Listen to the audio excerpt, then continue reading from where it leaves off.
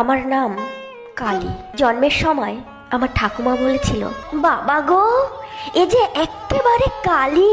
আমি master degree pass, শিক্ষিত, বেকার। প্রথম পাত্রপক্ষ দেখতে আসছে আমার। আমি চোখ ভরে জল পড়েছি, কপালে ছোট্ট কালোটি, হালকা লিপস্টিক, প্রিয় মেরুন শাড়িটা। তৈরি হয়ে ঘর থেকে বেরোতে ঠাকুমা খেকিয়ে উঠে বললেন, কালো গায়ের রঙে কেউ এমন শাড়ি পরে? যথাসময়ে আমার ডাক পড়লো বসার ঘরে। ছেলের ঠাকুমা পান চিবোতে চিবোতে বাবাকে বলল, আমি তো গায়ের রং চাপা শুনে ভেবেছিল উজ্জ্বল শ্যামবর্ণ হবে, তো দেখছি গায়ের রং ময়লা।